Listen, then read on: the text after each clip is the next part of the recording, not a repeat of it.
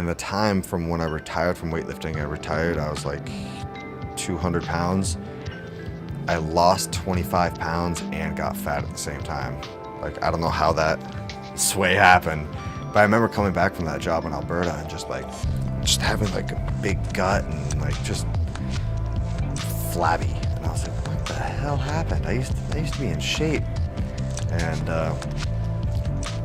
you know, just really not a happy camper, you know, just missing something, you know. Moved back to Vermont. I don't know anyone. I'm older than all the kids in my class, you know. I hear what they're doing outside the classroom. I'm like, I want nothing to do with you type thing. Like, they're just typical college kids, you know, away from home for the first time, partying, and it's like, I had no interest in that. No friends, no girlfriend. Didn't want to meet anyone that I was around. And it's like, and the fact that I'm like 5 or 6 years behind track of everyone else. You know, everyone in the class is 18, 19 years old. I'm sitting there at 24 years old. Man, I just wasted like 4 years. So, I was like, all right, I'll start being a little more physically active, you know. I'll get back into weightlifting just for the exercise. I'm not gonna compete, I'm not gonna train or get on a cycle for a competition, like just regular, go in, you know, maybe feel good about myself. So I just looked up CrossFit in Vermont because they all have bars and bumpers. So I just walked into the gym. Owner came out. Hey, how can I help you? I was like, hey, Matt, I'm a weightlifter. Can I weightlift? Basically like, hey man, I don't want to do your CrossFit thing.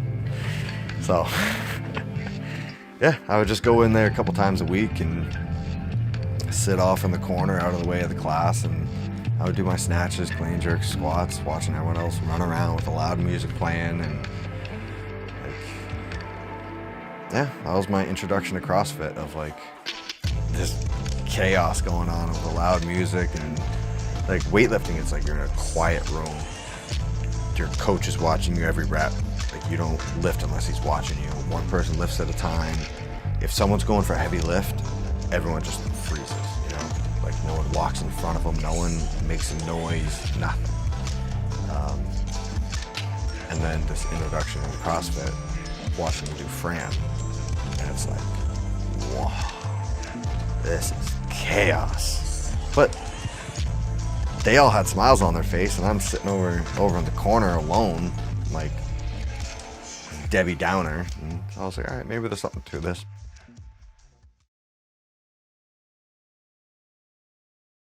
So like a workout would come up that was like a lot of just barbell, like 30 clean jerks for time. Like, oh, you'll be good at this. It's just weightlifting. You'll be good at this.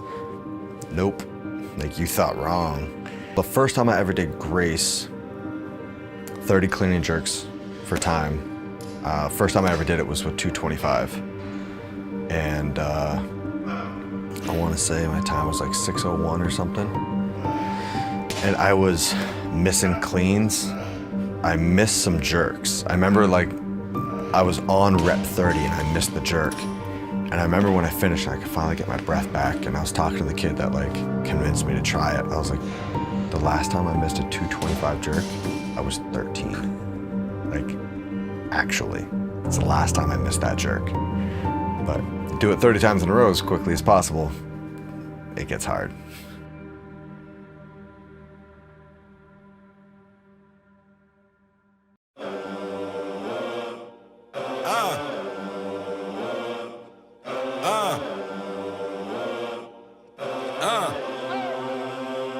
I'm in it just to rewrite history, cause I'm in the mood to label us the leaders of the new school. This ain't for the radio, can't find this on YouTube. This the type of killing that these critics ain't used to. Victorious, victorious, victorious, victorious.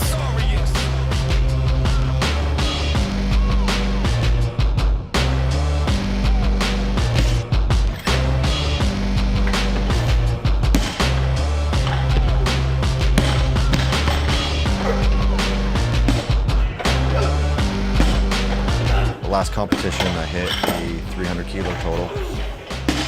want to say like I snatched 133 kilos, cleaned 167 kilos. And I remember I just like finished and I walked off. My coach was all happy and a big hug, and I was just like, all right, I think I'm done. And he's kind of like, okay, like, I get it. And it was really uneventful, anticlimactic, just had enough. So I was like, all right, time to move on to the next phase of life and figure out what the hell that is. So we used to go back and forth between my camp and here, and so it's a 6-hour drive. And like we didn't have the DVD players in the car, and for most of the time my dad didn't even have a radio in the truck, and so a lot of times it was just he and I going up. Like I'd be on school break and just pack up, go up to camp, you know. We'd find a project to do, and like as soon as we got on the interstate, like, Dad, tell me a story. Like there's no radio, no movies, no TV. Like it was just, Dad, tell me a story.